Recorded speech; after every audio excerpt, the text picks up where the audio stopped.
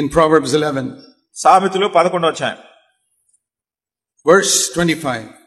25వ వచనం. The generous man will be prosperous, and he who waters others will be watered himself. ఔదార్యము గలవారు పుష్టి నొందుదురు, నీళ్లు పోయేవానికి నీళ్లు పోయబడును. That means you water somebody else's plant, God will water you. మీరు ఇతరుల యొక్క మొక్కలకు నీళ్లు పోస్తున్నారు అనుకోండి, దేవుడు మీకు నీళ్లు పోస్తాడు. Some dry man who's dry, ఎండిపోయినటువంటి ఒక you pour some water and make him fresh. మీరు నీళ్లు పోసి అతన్ని మంచి తాజాగా నూతనంగా చేస్తున్నారు. God will water you. దేవుడు నీకు నీళ్లు పోస్తాడు. I have found that for 40 years. 40 సంవత్సరాలుగా నేను దీన్ని కనుగొన్నాను. When I serve others, God blesses me. నేను ఇతరులను సేవించినప్పుడు దేవుడు నన్ను దీవిస్తున్నాడు. If you don't serve others, నీవు ఇతరులను సేవించకపోతే, like the priest and Levite, you say, no, I have no time to serve others, I have to go to pray to God. యాజకుని వలే, లేవీయుని వలే ఇతరులకు సేవ చేయడానికి నాకు సమయం లేదు, నేను వెళ్ళిపోవాలి. You will be dry. You will be dry like a desert. నీవు ఎడారి వలే ఎండిపోయిన వ్యక్తిగా ఉంటావు. Because the law of God is, ఎందుకంటే దేవుని నియమం ఏంటంటే, he who waters others, God will water him. నీళ్లు పోయేవానికి దేవుడు నీళ్లు పోస్తాడు. You know, so many Christians are so dry. అనేక మంది క్రైస్తవులు ఎందుకు ఎండిపోయిన వాళ్ళుగా ఉన్నారు? So many preachers are so dry. అనేక మంది బోధకులు ఎందుకు ఎండిపోయిన వాళ్ళుగా ఉన్నారు? I have heard many of them in my 40 years. నా 40 సంవత్సరాల్లో ఎంతో మంది గురించి విన్నాను. And every time I hear a dry preacher, ప్రతిసారి కూడా ఎండిపోయిన ఒక బోధకుని గురించి I విన్నప్పుడు, say, Lord, please don't let me be like him. నేనంటాను, ప్రభువా నన్ను అట్లా చేయొద్దు నీవు. I never in my life want to be a dry preacher. నా జీవితంలో ఎప్పుడు కూడా ఎండిపోయిన బోధకునిగా ఉంటా నాకు I want to always be fresh. నేను ఎల్లప్పుడు కూడా నూతనంగా ఉండే వ్యక్తిగా ఉండాలి. How to always be fresh? ఎట్లా ఎప్పుడు కూడా నూతనంగా ఉండగలను? God has to water me. దేవుడు నాకు నీళ్లు పోయాలి. How will your plant always be green? You have to water it. ఎప్పుడు ఎందుకు నీ మొక్క ఎప్పుడు పచ్చగా ఉంటుంది? నేను రోజు నీళ్లు పోస్తున్నావు కనుక God has to water me. దేవుడు నాకు అట్లా నీళ్లు పోయాలి. But he will water me according to this verse only if I water other people. మరి ఇక్కడ ఈ వచనాన్ని అనుసరించి నేను ఇతర ప్రజలకు నీళ్లు పోసినప్పుడు ఆయన నాకు నీళ్లు పోస్తాడు. But if I say, Lord, don't let anybody disturb me at 2 o'clock at night, ఓ ప్రభువా రాత్రి 2 గంటలకు నాకు ఎవరో కలత కలిగించకుండా చూడని ప్రార్థన చేస్తుంటే, then God will say, okay, I'll take away your gift from you. You can sleep peacefully at night. అప్పుడు దేవుడు అంటాడు, సరే నీకున్న వరాన్ని కూడా నేను తీసేస్తాను, నువ్వు హాయిగా నిద్రపో అంటాడు. You know, you have to pay a price to serve God. దేవుడిని సేవించడానికి నీవు క్రయాన్ని చెల్లించాలి. Every one of you can be a servant of God. మీలో ప్రతి ఒక్కరు కూడా దేవుని సేవకులుగా ఉండగలరు. Sisters, సహోదరులు, brothers, సహోదరులు, young people, యవనస్తులు, you may not preach, మీరు బోధ but you చేయకపోవచ్చు, can be a servant of God. అయితే దేవుని సేవకులుగా ఉండగలరు. This Samaritan was not a preacher. ఈ సమరయుడు బోధకుడు కాడు. He helped one person.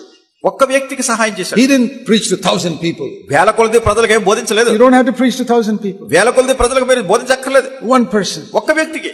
Jesus would, once he was about to go to sleep at night one day, యేసుక్రీస్తు ప్రభువారు ఒకసారి రాత్రి నిద్రపోయే ముందు, midnight time for Jesus to go to sleep. మరి ఇప్పుడు సమయం చూస్తే మధ్యరాత్రి అయిపోయింది, యేసు ప్రభువారు నిద్రపోవాలి. Knock at the door. తలుపు దగ్గర తలుపు తట్టినట్టు వినపడింది. Midnight, somebody coming? మధ్యరాత్రి ఎవరో తలుపు తడుతున్నారు. Opens the door. తలుపు తెరిచారు. Nicodemus. నికోదేము వచ్చాడు. Jesus says, come in. లోపలికి రండి అన్నాడు. And they sit and talk. వాళ్ళు కూర్చుని మాట్లాడుతున్నారు. What about his sleep? ఈ నిద్ర సంగతి ఏమిటి? No, that can wait. ఆ నిద్ర తర్వాత చూసుకోవచ్చు. Here is one bishop who's a needy man. Let me help him. ఎందుకంటే ఇక్కడ అక్కర కలిగినటువంటి ఒక వ్యక్తి వచ్చాడు, ఆయన నేను సహాయం చేయాలి.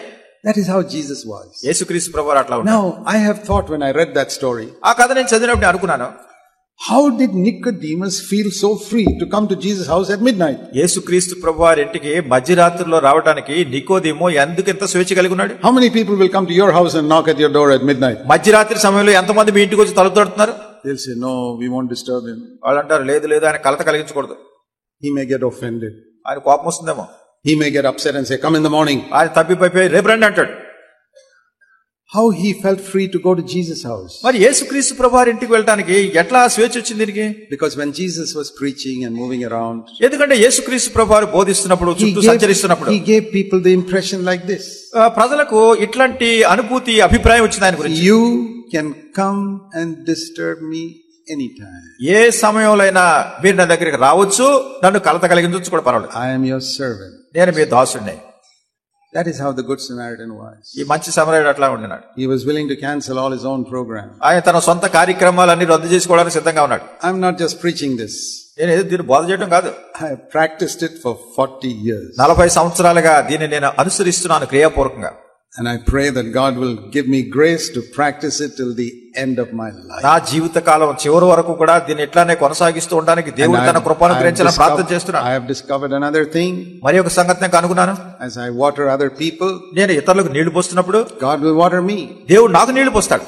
I remember when I was a young person, నేను యవనస్తుడిగా ఉన్నప్పుడు సంగతి నాకు God gave me a gift to preach the word. దేవుని వాక్యాన్ని ప్రకటించేటటువంటి వరాన్ని దేవుడు నాకు ఇచ్చాడు. When I was only 23 years old, ఆ సమయంలో నాకు 23 సంవత్సరాలే వయసు. And I was invited here and there. నన్ను అక్కడక్కడికి ప్రజలు ఆహ్వానిస్తున్నారు. And I said, Lord, నేను చెప్పాను, ప్రభువా, all the great preachers go and preach in the cities. చాలా గొప్ప గొప్ప బోధకులు పట్టణాల్లోకి వెళ్లి బోధిస్తున్నారు. What about the poor people in the villages? Nobody goes to preach to them. గ్రామాల్లో ఉన్నటువంటి పేద ప్రజల సంగతి ఏంటి? ఎవరు వాళ్ళ దగ్గరికి వెళ్ళి? Because you don't get money there. ఎందుకంటే వాళ్ళకి డబ్బు రాదు అక్కడ. They are all poor people. వాళ్ళందరూ పేదవాళ్ళు. And nobody cares for the poor people in India. భారతదేశంలో పేదవాళ్ళ గురించి పట్టించుకునే వాళ్ళు ఎవరు ఉండరు. So I said, when as a young man, I told the Lord, నేను అలా యవనస్తుడిగా ఉన్నప్పుడు ప్రభుతో చెప్పాను, Lord, I will go. ప్రభువా, నేను వెళ్తాను. You send me to the poor villagers in India. పేదవాళ్ళ దగ్గరికి, గ్రామాల్లోకి భారతదేశంలో నన్ను పంపించి నేను వెళ్తాను. And God has taken me at my word. దేవుడు నా యొక్క పనిలో అక్కడ పంపించాడు. See, now we have so many churches of ours in Tamil Nadu.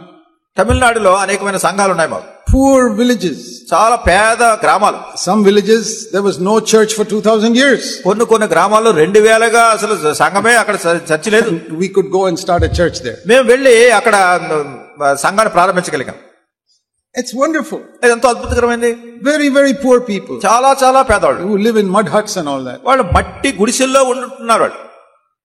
God has chosen the poor of the world to be rich in faith. మరి లోకంలో ఉన్నటువంటి పేదవాళ్ళని విశ్వాసంలో ఐశ్వర్యవంతులుగా ఉన్న వాళ్ళని దేవుడు ఎన్నుకున్నాడు. You care for the poor, God will care for you. నువ్వు పేదవాళ్ళ గురించి నీవు జాగ్రత్త వహించినప్పుడు దేవుడు నీ జాగ్రత్త వహిస్తాడు. Many times I had to leave my children and go.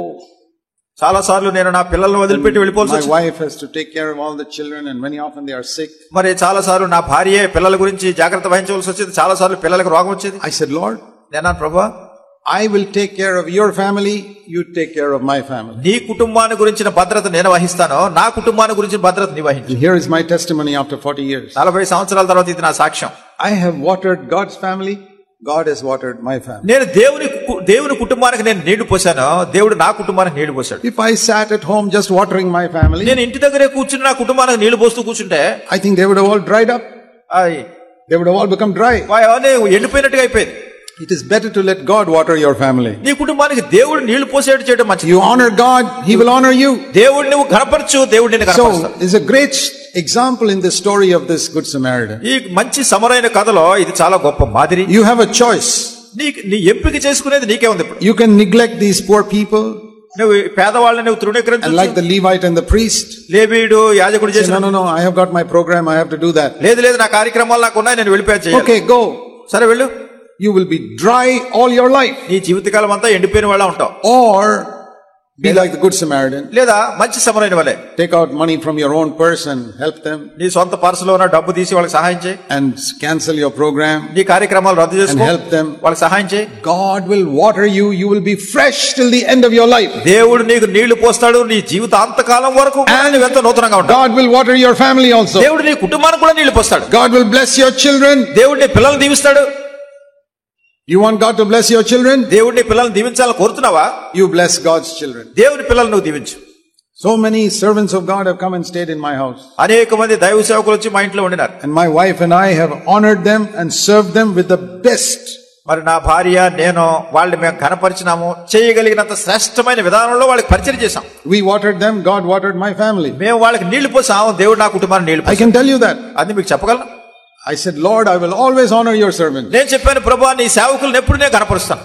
I will always water them. నేను ఎప్పుడు వాళ్ళకి నీళ్లు పోస్తాను. And God has watered my family. దేవుడు నా కుటుంబానికి నీళ్లు పోస్తాడు. But if you live a selfish life, అయితే మీరు స్వార్థంతో కూడి జీవితం జీవిస్తే, I have to take care of myself, I've got to take care of my family. నేను నా గురించి నా కుటుంబాన్ని గురించి ఇవే నేను చూసుకోవాలంటే, you will become dry, your children will become dry. నువ్వు ఎండిపోయిన వాడు అయిపోతావు, నీ పిల్లలు కూడా ఎండిపోయిన వాడు అయిపోతారు. Today I see my children are serving the Lord. I'm so happy. మరి నేను చూస్తున్నాను ఈ దినాల్లో నా పిల్లలు ప్రభువుని సేవిస్తున్నాను, చాలా సంతోషంగా. See how it was with Jesus. యేసుక్రీస్తు ప్రభువారి విషయంలో ఏమైతే చూడండి. In Mark's gospel, మార్కు సువార్త chapter 3. 3వ అధ్యాయం. You know, first of all, chapter 2. మొట్టమొదటిగా 2వ అధ్యాయం చూడండి. Jesus came back to his own house in Capernaum. యేసుక్రీస్తు ప్రభువారు కపెర్నహూములో ఉన్న తన ఇంటికి వచ్చారు. You know, for 30 years Jesus lived in Nazareth. 30 సంవత్సరాలుగా యేసుక్రీస్తు ప్రభువారు నజరేతులో జీవించారు. That Joseph died. యోసేపు మరణించాడు. And Jesus was the older brother there, and he was looking after Mary and his younger brothers and sisters. యేసుక్రీస్తు ప్రభువారు ఇంటిలో ఉన్నటువంటి పిల్లల్లో పెద్దోడు కనుక తన తల్లి అయినటువంటి మరియా తన తమ్ముళ్ళను ఈ బాధ్యత వహిస్తున్నాడు. He had 4 brothers and 2 sisters. ఆయనకి 4 సహోదరులు తమ్ముళ్ళు ఉన్నారు, 2 చెల్లెళ్ళు ఉన్నారు. In a small house. చిన్న ఇంట్లో. At the age of 30, 30 సంవత్సరాల ప్రాయంలో he gave up his job as a carpenter. ఆయన ఈ వడ్రంగి వారి పని వదిలేశాడు. He told his brothers and all, now you take care of the family. తన సహోదరులతో చెప్పాడు, ఇప్పుడు కుటుంబ బాధ్యతలు మీరు తీసుకోండి, I have to go. నేను వెళ్ళాలి. And he shifted his residence from Nazareth to another town. ఆయన నజరేతు నుండి మరి ఒక పట్టణంలోనికి వెళ్ళిపోయాడు. See that in Matthew chapter 4. మత్తయి సువార్త 4వ అధ్యాయంలో verse 13. 13వ వచనంలో. Matthew 4:13. మత్తయి సువార్త 4వ అధ్యాయం. Just you read verse 1 to 11 was his temptation in the wilderness. ఈ 4వ అధ్యాయంలో మొదటి వచనం నుండి 11వ వచనం వరకు అరణ్యములో ఆయనకు వచ్చిన శోధన. Just beginning his ministry. ఆయన పరిచర్య ప్రారంభిస్తున్నాడు. He was baptized. అక్కడ బాప్తిస్మం went to the wilderness for 40 days. 40 దినాలు అరణ్యంలో ఉన్నాడు. And he came back. మళ్ళా వెనక్కి వచ్చాడు. And he said, verse 13. 13వ వచనం నుంచి he said goodbye to his family. తన కుటుంబానికి కుటుంబ సభ్యులకి. And he left Nazareth and came and settled down in Capernaum. ఆయన నజరేతు విడిచి జెబూలూను నఫ్తాలి అనే దేశంలో ప్రాంతంలో కపెర్నహూమునకు వచ్చి కాపురం ఉన్నాడు. Because he said, ఎందుకంటే ఆయన చెప్పాడు, now I have to have my own house. ఇప్పుడు నా సొంత ఇల్లు నేను కలిగి ఉండాలి. Because so many people will come to see me. ఎందుకంటే ఎంతో మంది నన్ను చూడడానికి వస్తారు. Like Nicodemus, they may come at midnight. నికోదేము లాగా కొంతమంది మధ్యరాత్రిలో వస్తారు. I don't want my mother and brothers and all to complain, all the people are coming to our house. కనుక నా తల్లి గాని నా సహోదరులు గాని ఏంటి మన ఇంటికి వస్తామని వాళ్ళు అందరూ వస్తున్నారని ఫిర్యాదు చేయడం నాకు ఇష్టం. I will live in my own house so that anybody can come and see me anytime. ఎవరైనా ఎప్పుడైనా వచ్చి నన్ను చూడగలిగేటట్టు నేను నా సొంత ఇంట్లో ఒక చోట ఉంటాను. I'm sure it was some small simple house. నేను అనుకుంటాను అది చాలా చిన్న సామాన్యమైన ఇల్లు అయి ఉండొచ్చు. So we read in Mark chapter 2. కనుక మార్కు సువార్త 2వ అధ్యాయంలో చదువుతున్నాం that he came back to his house in Capernaum. ఆయన కపెర్నహూములో తన ఇంటికి వచ్చాడు. And the news went round, Jesus has come back to his house. యేసుక్రీస్తు ప్రభువారు తన ఇంటికి వచ్చాడు అనే సంగతి వార్త అందరికీ తెలిసిపోయింది. verse 1. మొదటి వచనంలో. And all the people were gathering round his house. ఆయన అది ఎంట ఉన్నాడని ప్రజలందరూ కూడా కూడి వస్తున్నారు. verse 2. There was no longer room because the house was so small. మరి 2వ వచనంలో ఆ ఇల్లు చాలా చిన్నది గనుక స్థలం లేకపోయింది. Even at the door people were standing. తలుపు దగ్గర కూడా ప్రజలు నిలబడి ఉన్నారు. And there were 4 people who brought one paralyzed man. verse 3. ఆ 3వ వచనంలో చూస్తే 4 మనుషులు పక్షవాయువు గలవాన్ని తీసుకొచ్చారు. And they could not get in. లోపలికి వెళ్ళలేకపోతున్నారు. So they said, what to do? ఏం చేయాలి ఇప్పుడు? This is a tile house, so we can go up and take out the tiles and go from the roof. అది పెంకుటిల్లు. వాళ్ళు అనుకున్నారు పైకి వెళ్ళి పెంకులు తీసేసి పై కప్పు నుంచి లోపలికి వెళ్ళాలి. So somebody said, no, how can you break up somebody's house? ఎవరో అన్నారు, వేరే వాళ్ళ ఇల్లు మీరు ఇది అట్లా పగలగొడతారు, తీసేస్తారన్న. They said, no, this is Jesus' house. He doesn't mind people breaking up his house. వాళ్ళు అన్నారు, ఇది యేసుక్రీస్తు ప్రభువారి ఇల్లు, ఆ ఇల్లు కొంచెం పాడైనా దాని గురించి ఆయన ఏం పట్టించుకోరు. He is more interested in healing people than the condition of his roof. ఆయన పైకప్పు ఈ పరిస్థితి ఎలా ఉందో దానికంటే ప్రజలను స్వస్థపరిచే విషయంలో ఆయనకు శ్రద్ధ ఎక్కువ. Do you think they would have done it in somebody else's house? ఒకవేళ వేరే వాళ్ళు ఇల్లు అయితే వాళ్ళు చేసి ఉండేవాళ్ళ? No, లేదు. Those people would have taken him to court for breaking up the roof. వాళ్ళ పైకప్పు పగలగొట్టినందుకు అసలు వాళ్ళ కోర్టుకి తీసుకెళ్తారు వేరే వాళ్ళు అయితే. But this is Jesus' house. ఇది యేసుక్రీస్తు ప్రభువారి ఇల్లు. He doesn't mind. పర్వాలేదు. So they went there, opened up the roof, వెళ్ళారు, పైకప్పు తీశారు, came from there. అక్కడ నుండి దించారు. Jesus is seeing his house roof is all open. యేసుక్రీస్తు ప్రభువారు చూశారు, ఆయన ఇంటికి పైకప్పు అంతా పోయింది ఇప్పుడు. And he's not upset. దాని గురించి నేను తప్పిపోలేదు. Supposing somebody did that to your house. ఒకళ్ళు ఎవరైనా మీ ఇంటికి అట్లా చేశారు, somebody is opening up the roof and coming from there. ఎవరో మీ ఇంటి పైకప్పు పగలగొట్టి లోపలికి వచ్చారు. I think it will disturb you a little bit, right? మీ మనసంతా కలవరం అయిపోతుంది కదా. Who's going to repair this roof after these people go? వీళ్ళందరూ వెళ్ళిపోయిన తర్వాత ఈ పైకప్పు బాగు చేసేవాళ్ళు ఎవరు ఇప్పుడు? Jesus was not even thinking about that. యేసుక్రీస్తు ప్రభువారు దాని గురించి కొంచెమైనా తలంచలేదు. He came here to serve other people. ఆయన ఇతర ప్రజలకు సేవ చేయడానికి వచ్చారు. If they break his roof, okay. వాళ్ళు ఆ పైకప్పు పగలగొట్టారు, సరే పర్వాలేదు. And it says he healed this man. ఈ మనుషుని స్వస్థపరిచారు ఆయన. And he forgave his sins. తన పాపాలు క్షమించారు. And they went away. వాళ్ళు వెళ్ళిపోయారు. What about the roof? ఇప్పుడు ఈ పైకప్పు సంగతి ఏంటి? They forgot about all that. వీరంతా మర్చిపోయారు వాళ్ళు. Afterwards, Jesus has to spend some money and repair the roof. తర్వాత యేసుక్రీస్తు ప్రభువారే కొంత డబ్బు ఖర్చు పెట్టుకుని మళ్ళా పైకప్పు బాగు చేయించుకోవాలి. The wonderful thing I see here is ఇక్కడ నేను చూసే అద్భుతకరమైన సంగతి ఏంటంటే he had no complaints. ఏ విధమైన ఫిర్యాదు చేయలేదు ఆయన ఎవరి మీద. He didn't catch them and say, hey, before you go, please repair this roof. వెళ్ళిపోయే వాళ్ళని పట్టుకుని, అరే వెళ్ళిపోయే ముందు అది బాగు చేసి వెళ్ళండి అయ్యా అనలేదు. I'm happy you're healed. God bless you. Go. మీరు స్వస్థత పొందారు, నేను సంతోషిస్తున్నాను, దేవుడు దీవిస్తాడు, వెళ్ళండి అన్నాడు. I'll take care of the roof. Don't worry about that. ఈ పైకప్పు గురించి నేనేదో చూసుకుంటాను, దాని గురించి మీరేం కంగారు పడదు. I say, Lord Jesus, I want to be like you. నేను యేసు ప్రభువా, నేను అట్లా ఉండాలనుకుంటున్నాను. I want to be your servant. నేను నీ దాసునిగా ఉండగోరుతున్నాను. I don't want to love my building more than I love people. నీ ప్రజలను ప్రేమించిన దానికంటే నా భవనాన్ని ఎక్కువ ప్రేమించడం నాకు ఇష్టం లేదు. I don't want to do that. అది చేయడం నాకు ఇష్టం లేదు. People are more important than property. ఈ ఆస్తిపాస్తుల కంటే ప్రజలు ప్రాముఖ్యమైన వాళ్ళు. If you want to serve God, నీవు దేవుని సేవించాలంటే you must not love your house. నీ ఇంటిని ప్రేమించుకోకూడదు. You must not love anything there. అక్కడ ఉన్న దేన్ని నువ్వు ప్రేమించకూడదు. We have to help them. నువ్వు వాళ్ళకి సహాయం చేయాలి. And we read in chapter 3. 3వ అధ్యాయంలో మనం చూస్తున్నాం. He traveled around here and there. ఆయన ఆయా ప్రాంతాల్లో ప్రయాణాలు చేసి వెళ్తున్నాడు. And verse 20. 20వ వచనం. He again came back to his house. మళ్ళా తన ఇంటికి వచ్చాడు. And he repaired the roof and all by this time. ఈ సమయానికి పైన ఉన్న కప్పు అంతా బాగు చేయించేశారు. And he came back to his house. మళ్ళా తన ఇంటికి వచ్చాడు. Again there was a big crowd there. మళ్ళా పెద్ద జనసమూహం ఉండింది అక్కడ. Mark 3 verse 20. మార్కు సువార్త 3వ అధ్యాయం 20వ వచనం. And now there is not even time to eat. అసలు భోజనం చేయడానికి కూడా ఇక్కడ సమయం లేకపోయింది. No time for breakfast. ఉదయకాలపు ఆహారం, బ్రేక్ఫాస్ట్ చేయడానికి టైం, lunch, మధ్యాహ్న భోజనానికి సమయం లేదు. No time for dinner. రాత్రి భోజనానికి సమయం లేదు. And next day, తర్వాత రోజు no time for breakfast.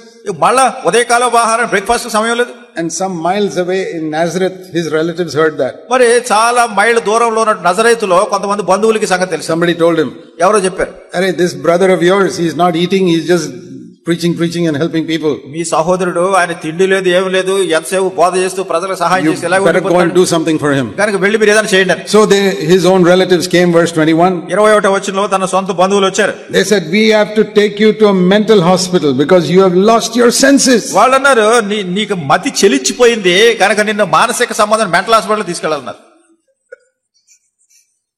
See, why did they say that? ఎందుకు చెప్పారు వాళ్ళు? What a madman you are, not even eating food, only helping people. ఎంత పిచ్చోడు నువ్వు, తిండి కూడా తినడం లేదు, ఎంతసేపు ప్రజలకు సహాయం చేయాలి. And when they said that, వాళ్ళ చెప్పినప్పుడు some Jews heard it. కొంతమంది యూదులు ఇది విన్నారు. We agree with you. మీరు చెప్పింది correct. Verse 22. ఏకీభవిస్తున్నాం. Verse 22. 22వ He is వచనంలో, not only mad, he is possessed by Beelzebul, the devil. ఆయన పిచ్చివాడు మాత్రమే కాదు, బెయల్జెబూల్ అనే దెయ్యం చేత పట్టుబడినవాడు. But Jesus was not bothered. వీటన్నిటి గురించి యేసుక్రీస్తు ప్రభువు పట్టించుకోలేదు. Let people call me mad, let people call me devil. ప్రజలు నన్ను పిచ్చోడు అని పిలవచ్చు, నన్ను దెయ్యాలు అని పిలవచ్చు. My Father sent me here to help these poor people. ఈ పేద ప్రజలకు సహాయం చేయడానికి నా తండ్రి నన్ను ఇక్కడికి పంపించాడు. To do good to others. ఇతరులకు మేలు చేయడానికి. To deliver people who are oppressed by the devil. అపవాది చేత బంధించబడినటువంటి వారిని విడిపించడానికి ప్రభు నన్ను పంపాడు. You know, there are so many people in the world who are gripped by the devil. ఈ లోకంలో అనేక మంది ప్రజలు సాతాను చేత పట్టబడి ఉన్నారు. The devil is ruining their life. అపవాది వాళ్ళ జీవితాలు నాశనం చేస్తున్నాడు. They are discouraged. వాళ్ళు నిరుత్సాహపడిపోయారు. They are gloomy. వాళ్ళు నీరసంగా ఉన్నారు. Defeated by sin. పాపం చేత ఓడిపోయారు. They are in debt. వాళ్ళు అప్పుల్లో ఉన్నారు. The devil has got a hold of their life. అపవాది ఇంకా వాళ్ళ జీవితాలు పట్టుకున్నాడు. And God has sent us to free them. వాళ్ళని విడిపించడానికి దేవుడు మనల్ని పంపించాడు. But if you want to free them, మీరు వాళ్ళని విడిపించాలి అంటే your whole life must be surrendered to Jesus Christ. మీ జీవితం అంతా కూడా యేసుక్రీస్తు ప్రభువానికి మీరు అప్పగించుకోవాలి. You must say, "Lord Jesus, I am 100% yours." యేసుక్రీస్తు ప్రభువాని నేను 100% నీ వాడినే. I will not seek my own program and convenience like the Levite and priest. లేవీయుని వలె, యాజకుని వలె నా సొంత అనుకూలతలు గాని నా సొంత కార్యక్రమాలు గాని చూసుకోను. In the past I have done that. గతంలో అది చేశాను. But from now on, ఇప్పటి నుంచి I am going to serve you. నేను నిన్ను సేవిస్తాను. My life is yours. నా జీవితం నీదే. My home is yours. నా ఇల్లు నీదే. Please use everything for your glory. దయచేసి సమస్తము నీ మహిమార్థమై వినియోగించు.